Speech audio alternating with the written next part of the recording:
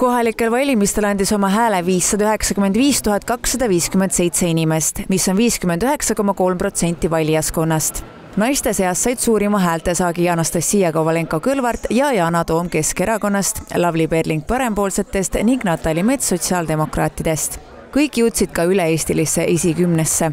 Ometi on volikogudes naiste osakaal jätkuvalt madal. Näiteks pääses Tallinnas volikokku vaid 29% naisi. Oli näha, et sel korral teadlikult pingutati rohkem ja nimekirjades see pilt oli mõnevõrra parem. Oli ka arvestatav hulk esinumbreid naiste seas, aga see oli siiski meeste osas kaldu, nii et tulemus Tallinna volikogus on 29% naisi ja ma sugugi ei arva, et nüüd linna ja kohaliku valla elu peaksid juhtima ainult naised. Ma usun siiralt, et meie kohaliku elu juhtimine peab olema vastavuses meie elanikkonna koosseisuga. Üleriigilistes nimekirjades olid naised esinumbriks 164 nimekirjas, mis teeb vaid 29%. ÜRO naiste õiguste komisjoni liige Marianne Mikko leiab, et üheks takistuseks on niinimetatud manosfääri levik. Tegemist on internetikultuuriga, mis levitab naistevastaseid hoiakuid ja mõjutab ka noorte meeste suhtumist poliitikasse ja võrdõiguslikkusesse.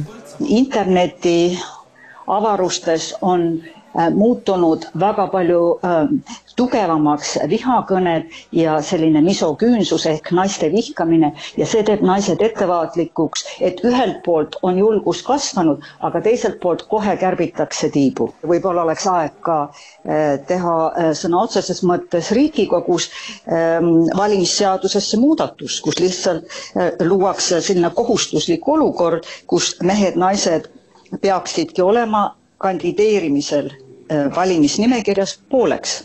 Reformierakonna poliitik Doris Raudsepp ütleb, et kuigi nende erakonna naistel läks valimistel üldiselt hästi, on Eesti poliitikas naiste hääl endiselt liiga vaikne ning läbilöömiseks on vaja kõvasti südikust. Ka ise olla läbirääkimiste juures, tihti on seal palju mehi ja need mehed kipuvad minema kuhugi teise tuppa või omavahel juba midagi kokku leppima, läbi rääkima ja ma jään täitsa inforuumist välja, et pidevalt tuleb sellist enda initsiatiivikust ja teatud jõulisust, et ise ronida sinna tuppa ikkagi, ise küsida, ise rääkida.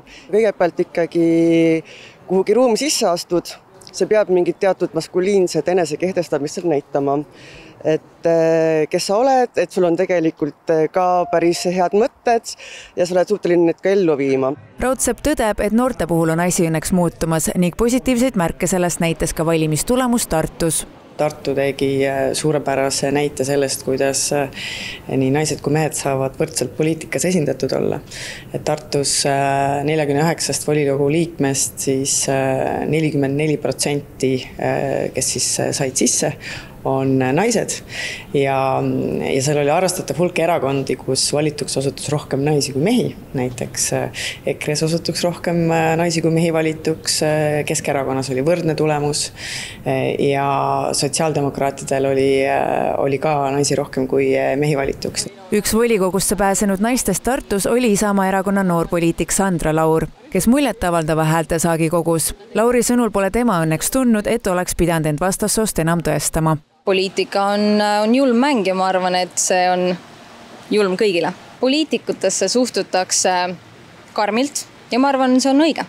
Et tuleb hoida silma peal, mida poliitikud teevad selleks, et poliitik ei saaks siis valijale valetada. Ja ma arvan, näppu tuleb hoida pulsil, on see siis mees või naispoliitik. Tartu valimistulemus näitab, et muutus on võimalik, kuid kogu Eesti lõikes on pilt veel tagasihoidlik. Naiste osakaal poliitikas püsib paigal ja võrdse esindatuse poole liikumine toimub aeglasemalt, kui võiks loota.